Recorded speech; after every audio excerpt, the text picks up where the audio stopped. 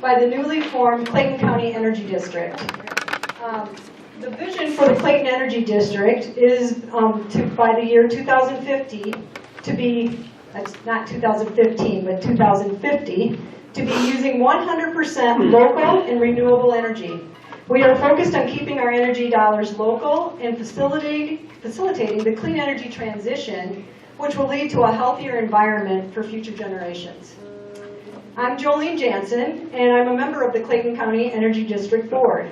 I'd like to introduce my fellow board members here today. So Harry Blowbaum, where's Harry? Harry is the chair of our committee and also the Clayton County Foundation for the Future. Dr. Jim Osterhaus of Guttenberg is here, and Dr. Osterhaus is a residential solar power generator and a solar enthusiast. Elaine Funke is also here. Elaine is the vice president for Community Savings Bank of Edgewood, and she helped my husband and I with our loan for our solar power project. Dr. Ken Zeichel is also on our board. I don't think he's here today. Roger Thomas is also not here. He's the director of Main Street Elkader, a solar power owner and a member, or the director of the Elkader Development Group.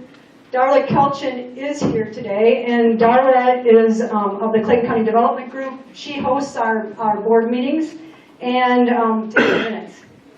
MJ Smith is here. MJ is with the Clayton County Foundation for the Future, and she's also the director of affiliate organizations for the Community Foundation of Greater Dubuque. We are guided by Andy Johnson, who is not present today. He's at a solar conference in Chicago, but Andy is the director of the Winneshiek Energy District, which was the first energy district formed in the United States. And then later we're going to have a panel discussion, and we'll introduce them, the two panelists, a little bit later. We also have two high school students who are not here, but are going to be involved in future projects with the energy districts. They are Christy Eberhardt and Mackenzie Blasney, and they are sophomores at Central Community High School. My husband Jim and I live on an acreage just south of town, south of Elkader, near the motor mill. We attended a solar conference about a year ago. It was put on by the Winneshiek Energy District, and it was at Luther College. At that workshop, we learned a lot about the logic of solar power, and as a result, last August we installed an 8-kilowatt system. Our array contains 24 panels, and we have plans to install a third set this summer. We are quite pleased with the reduction in our energy bills, and we're really glad that we know, with the knowledge and knowing that we're doing the right thing. We've reduced our bills by about half, so we save about $100 a month, which is what we pay a month for our panels. I think workshops like this are just the right thing to get this important subject conversation started. So on behalf of the Clayton Energy District, I'd like to thank you very much for your interest and for attending. And now I'd like to introduce Joel Zook. Joel is representing the Winneshiek Energy District. He's going to tell us about himself and all that we need to know about going solar. All right, thanks. You guys hear me okay? Yep. Now it can. So I worked for the Energy District back when it got started, and until a couple of years ago. And so I did a lot of residential energy assessments at the time, and started doing solar site assessments as well. Thank you. Again, holler again if you can't hear me, because the microphone is a new thing to me, so I don't have a lot of practice with that. So it's great to see so many of you guys here, and we're going to talk a little bit about solar. We're going to, I guess, first of all, just it's very exciting to see that the Energy District idea is expanding. So if you guys have a member drive, just doing anything, Clayton County Energy District? We are going to have a member drive at some point, but we're such an infant organization. Well, excellent. Keep an eye on them. They're going to be a great resource here in York County. And I want to thank Keystone for letting us use this space, and thanks again to the panelists and the site hosts that we're going to be talking with later, as well as the contractors and utility representatives. I'll point you guys out maybe when the lights go back up.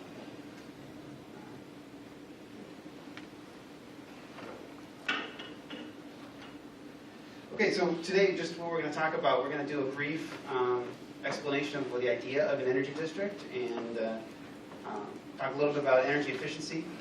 Before going solar, it's always a good idea to cut your usage before you start to make your own. It's always cheaper to save energy than it is to create it yourself. We'll talk about some technical aspects of going solar, as well as the financial, and then we'll break into the panel. And then the expo continues for a couple minutes after this, as well as the site visits. So the idea of an energy district, and this was an idea by Andy Johnson, who's the director of the Winnebago Energy District, as well as some folks that he was talking to, including his dad. They're basically piggybacked off the idea of a soil and water conservation district. And so back in the Dust Bowl in the 30s, Soil and Water Conservation District was formed in response to soil erosion and as an alternative to, this is the way that Andy tells it, basically the feds coming down, telling everybody what they need to do. So an idea of a local soil and water conservation district is that the people from the counties that they are in working on soil conservation so that these things are locally led.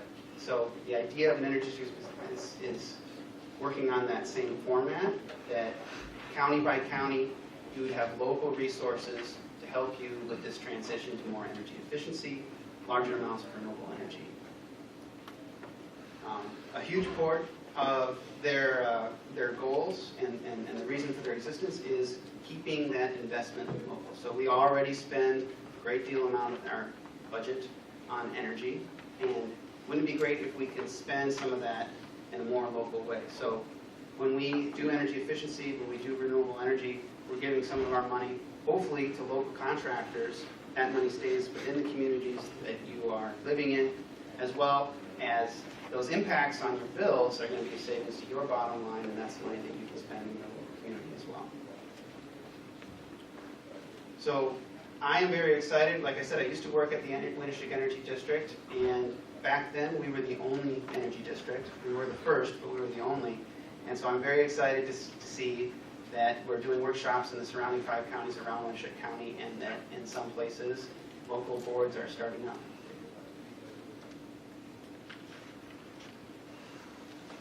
So first plug for the Energy District, they have a large grant right now for farm planning. If any of you guys have questions about farm planning and energy use on your farm, stop at the Winnebago Energy District booth next door when you guys are at the end of this for the expo. They start with a full farm energy assessment to take a look at where your energy use is going currently, where there's some ideas for doing some energy efficiency with that, and also looking at renewables.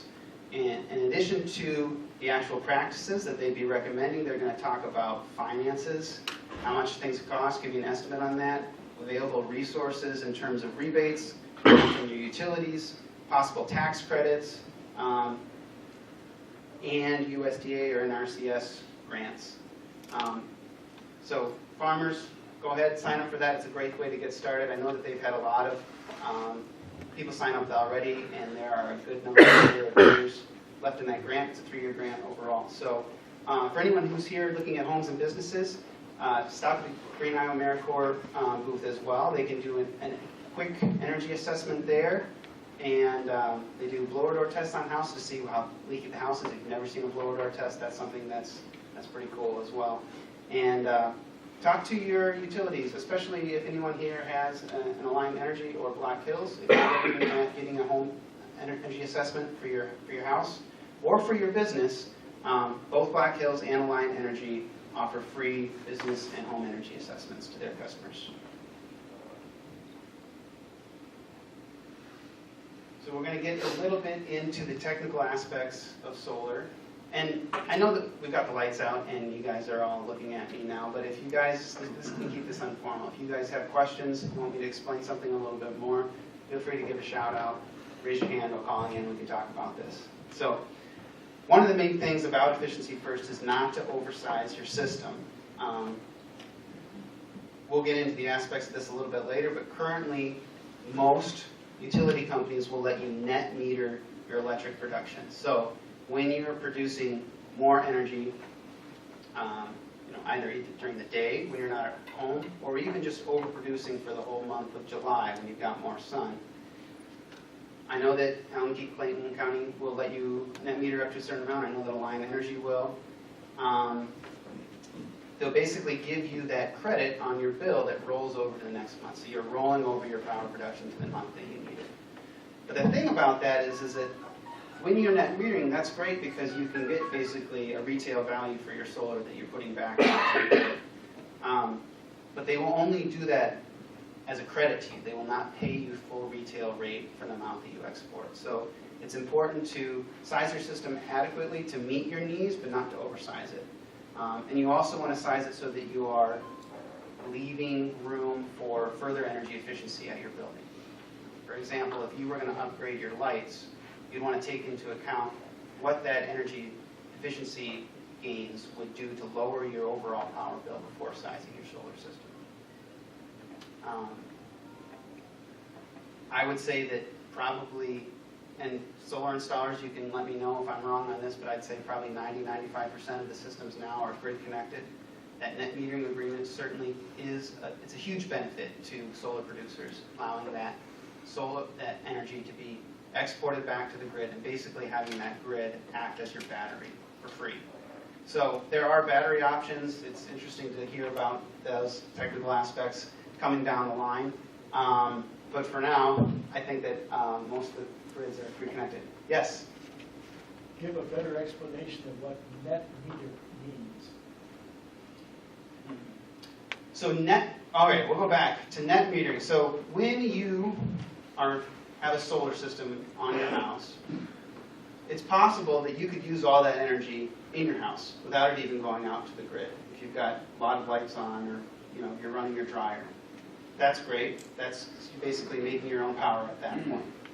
But in a lot of cases, the peak solar production is at noon, and maybe you're away, you're at work or whatever, and so that energy is going to go backwards out of your meter, and it's going to go into the main distribution lines, and it's going to power your neighbor's house or business down the street. And so, if you have a grid-connected system, you will need to set up with an interconnect agreement to the utilities, and most of them will let you net meter. So they give you a credit for when that meter turns backwards, basically, and at the end of the month, they're going to bill you for your net usage, so your overall usage, and they're going to credit you for any of that production that you made. If, on that given billing month, you are making more energy than you are currently producing, net metering allows you to roll that excess energy usage over to the next month. And so that's very helpful. What you can do is if you want to size your system to meet 100% of your electrical needs for the year, it's an easy thing to do to size your system to meet for the year. And what that means most likely is that you are going to overproduce during some of those summer months, and you're going to underproduce during the winter months, but it's going to balance out. So net metering is a great option, and if you can do that, that's great. I think I'm just asking that if that, I think you probably answered it, that metering, if you have like August through September or summer through that, if you have built up, does it hang on to that and then lay it out over through the winter or the lower energy months to your bill over a period of a year or more, or how does that work? I'm not going to get into specifics of, it's going to depend on what your utility is and to how long you can carry that over and how much you can carry over. Is that what you're asking? Yeah. I mean, with Alameda Clayton, we are required to set our yearly, so I think our year ends in April, and so if we, for some reason, have stockpiled so many kilowatts that we haven't used them, which is not going to happen, but if we were, they would pay us back, but they would pay us back at the wholesale cost of the kilowatt, as opposed to using them up at retail throughout the year. So we set it at 0. I think it's on May 1st. yeah, so that exact details of how that billing gets worked out is going to vary by utility. And I'm not 100% on all of how that works. But basically everyone is going to let you in now if it's net meter. The one other caveat to net metering is that you can net meter with a system up to a certain size. So if you're putting in a very large system, it may be that your system can be too large to qualify for a net metering agreement. But we can talk more about that later. Mounting options, just going on to that, two common ones are just ground mounted or roof mounted. I don't know if there's a whole lot to say about that. Generally, if you've got a great roof, it's actually a little less expensive to put it on the roof because the structure is already there versus doing a ground mount and having to pay for trenching and having to pay for those poles to hold it out, in the back. So start with a contractor site census. I'm sure that all the solar contractors here give estimates on what a cost is going to be, and they'll give you some numbers on what that production is going to look like as well, and compare quotes.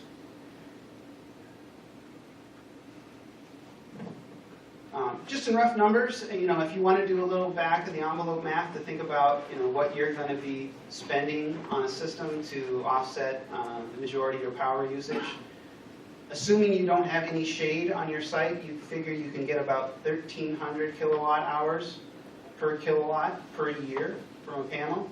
So if you were going to send, if you're using 12,000 kilowatt hours a year, you might be able to get away with a 9 kilowatt system. A good place to go for that, if you want to check it exactly, is this website here, pvwatts.nrl.gov. If you search for PV watts, it'll come up. And just something else to keep in mind, and this isn't on the slide, but in terms of how big are these big panels, you can estimate maybe 100 square foot of roof space is going to have more than enough room for a kilowatt of solar on it. And quite frankly, that number might be coming down as panels get more efficient and more compact. Make sure that if you are going and going solar, that you're talking with your contractor. I do this as part of the bid process. Who's going to handle the interconnection agreement? What's the cost going to be? What's the timeline going to be? What are our warranties? Many systems will have a 25-year warranty on the panels. A lot of the newer inverters have longer warranties as well. I'm a little bit rusty. I used to say that about 6 years was a good lifetime expectancy for a central inverter panel and 25 years on the microinverters. I know that they've gotten a lot better. So talk to your contractors about that. This is a long-term investment, so you want to make sure that you're going to be there for the long haul.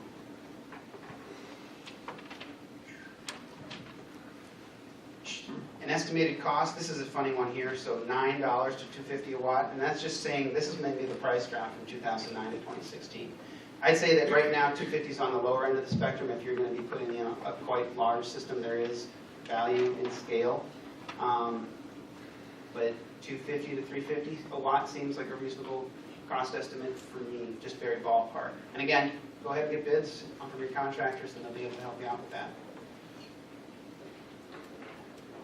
We'll talk a little bit about incentives, because incentives are the real big ones here. The federal tax credit was set to expire this year in 2016, but now it has been extended through 2019. 30% of the cost of the system. There is no cap on the federal tax credit. And before we dive into tax credits too much, I'll say, the one other person that you need to talk to before you make this decision is your tax advisor. So you need to talk about, I and your solar contractors will be able to talk in general terms about what the incentives are from the federal, from the state, but you need to talk with your own tax preparer about what that implication means to you. If you don't have a tax appetite for those solar tax credits may not be as useful to you. You are allowed to roll them over from year to year, but again, talk those details with your tax preparer.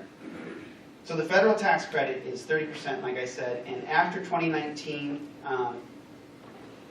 2020 it phases down 4%, and 2021 it phases down another 4%. So it's still there, but it is 30% through 2019, and that is a huge cost to the system, obviously. The Iowa tax credit, now I think that this is a typo. I think that it's actually set to 60% of the federal tax credit, which means that in practical terms, it's another 18% of your total system cost. It went to 50 in 2016. It did go down to 50. Okay, all right, thank you for that correction. There is a cap of $5,000 per homeowner and $20,000 per business. Which is just something to keep in mind. And again, talk to your tax preparer about what the tax credit means to you. Depreciation is something that many businesses and farms can take advantage of. I think the short version of that is that you can depreciate the cost of your system over 7 years, and you can depreciate the cost of 85% of the cost of the system. Got a question in the back? It's 5. Okay, good. Can you still take the first half in the first year if you choose? No, not underneath that. Okay, talk to your tax preparers. All right. Any other questions on tax credits? Okay. I am less familiar with REAP grants, but I do know that there's lots of farms out there that have been able to get grants in addition to the tax credits. And that just seems crazy to me, but it comes out to a good deal. So, and then there are also low interest loans from the Iowa Energy Center. And talk with your banks about financing. I think that most bankers that I've talked to have been very comfortable financing solar systems for the most part because they're going to see that you're paying their bills, electric bills already. This is going to make an impact on your electric bill projection, and you'll be saving money on the month. You're going to spend some money to the bank, and in most cases, you're going to spend the bank less money than you are saving each month. So people are going to come out being cash positive, bankers like that. Just as an example, this is a very large system for a farm, a 40 kW. And again, that's at that pretty low cost of $250 a watt, would be $100,000. But since we're using round numbers, that's nice. So we can assume that it's going to produce about 1,300 kilowatt hours per watt. And at 12 cents a kilowatt hour, that's a little over $6,000 a year. Again, with that tax credit from the state and from the federal, it could be $45,000, and then you, depending again on what your tax looks like, the depreciation benefit can have a huge impact for you. In this example, we're seeing it, basically down to a third of the cost. It's going to pay back in 5 years. And remember, most of these systems are warranted for 20 to 25 years.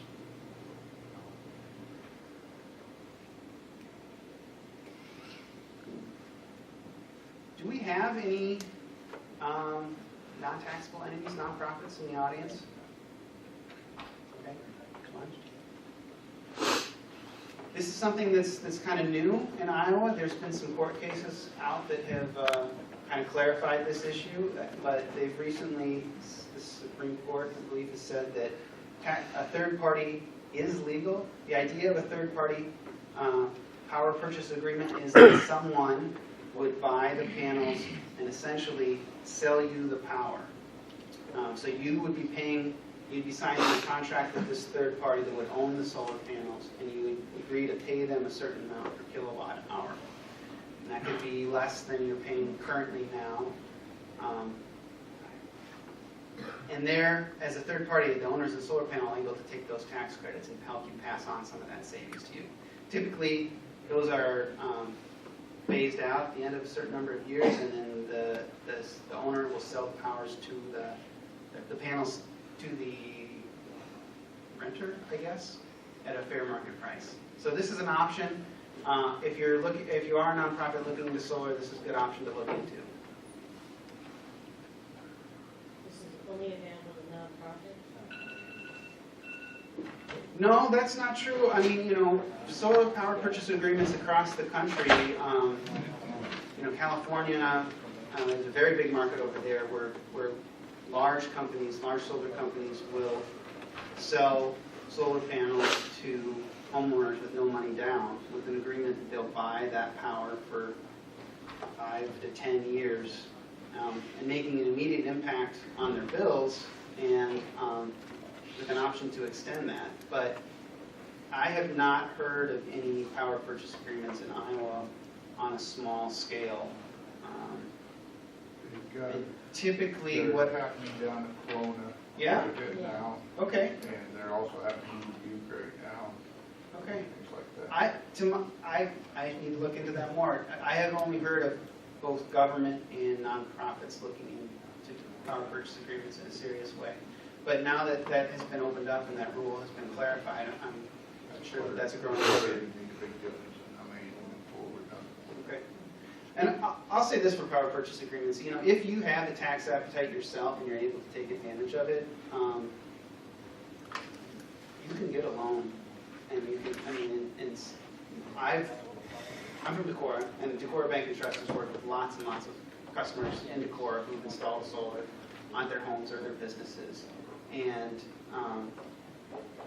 this is just a plug for solar, that their finances at the end of the year looked better, because they've got basically a short-term loan to cover the cost of their tax credits and everything, so they basically have that money, and then they have a long-term loan over 10 years that they paid off. But their payments It's basically on that you gotta- 10-year you gotta loan rent. You was gotta- less than the amount of money that they were saving. So, you know, I talked to a homeowner that said, you know, well, my solar systems are paying for themselves in 10 years. It was a 10-year payback if we did that simple math. But at the end of year one, I'm already $50 ahead.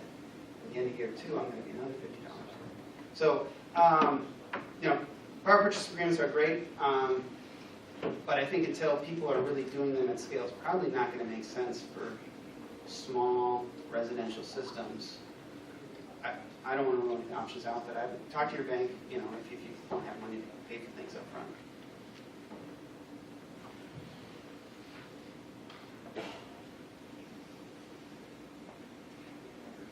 This is an interesting slide. I don't know if you guys can read this table to the left, but this is just showing some rankings of cities that have a lot of solar installed. You can see that Honolulu, Hawaii is at the top rank for solar installed per person. And surprisingly, Indianapolis is second. So this list, I don't know where Andy got this list. Obviously, it's some major cities. Decorah, and I think Winnebago County as well, is actually right at second place here, if you would count them. There is a lot of solar installed in Decorah and in Winnebago County. Evidently about a panel per person, which is pretty cool.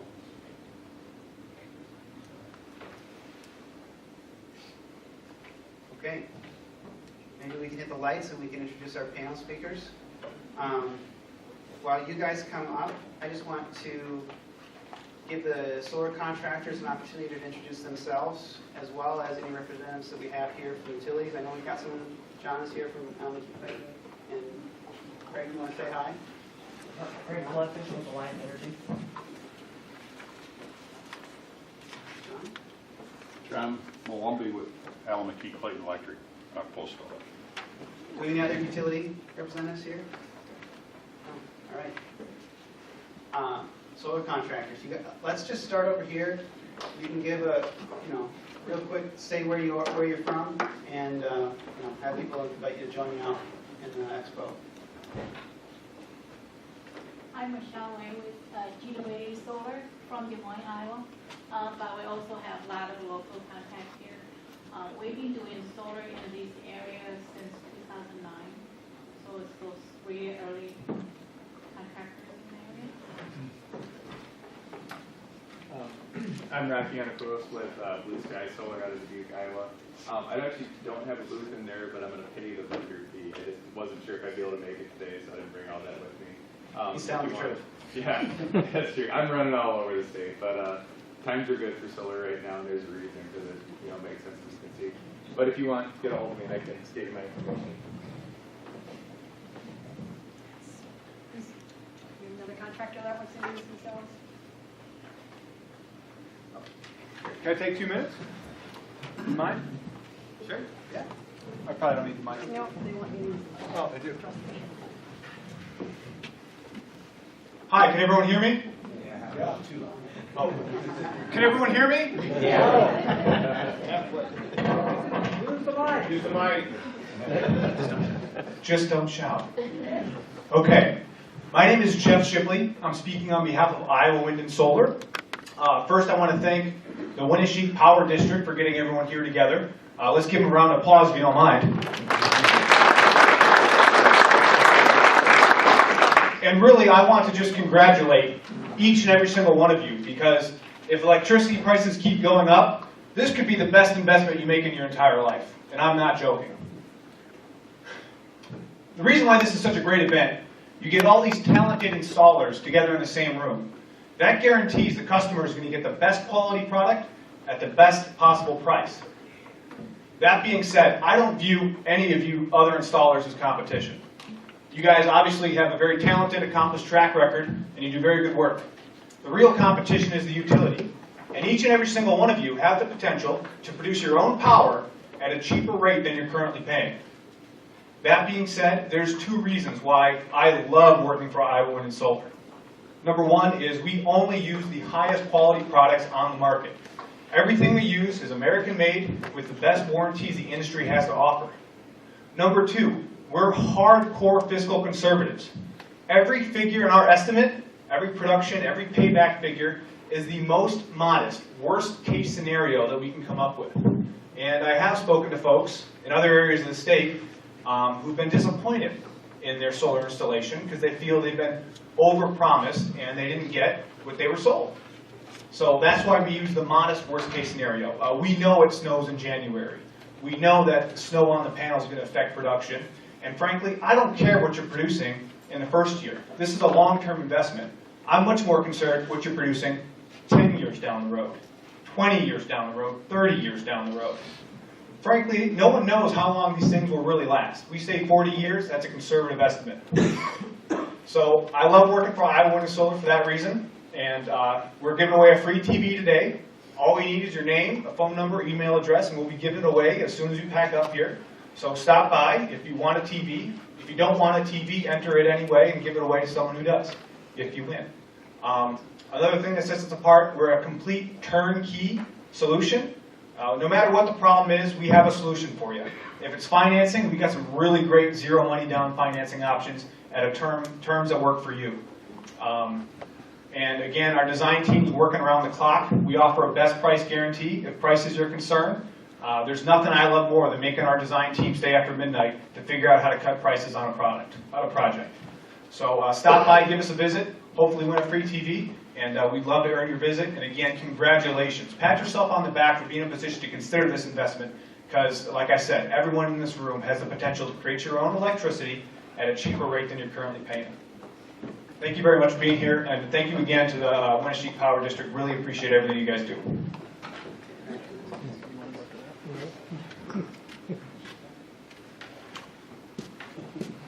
If you guys are shy, we know that we can find you in the expo.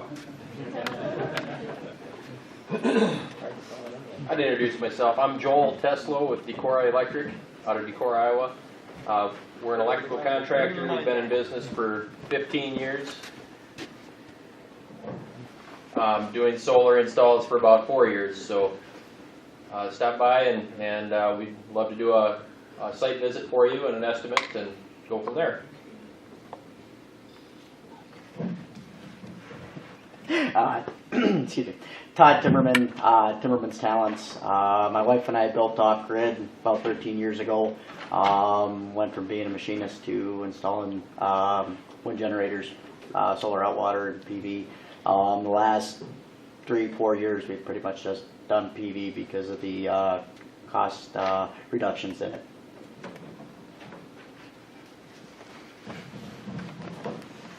Hi, John Blake here, Blake Electric out of Postville. We've been in business since 2008, been installing solar since 2010. I got a booth, feel free to come in and talk to me. My name's Russell with Ferry Novak Electric.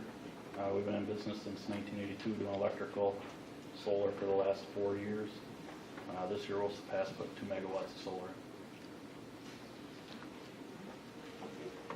Stop by and visit these guys down in the booth. We're going to do just kind of a panel discussion up here and talk about systems that you guys have installed here close to town.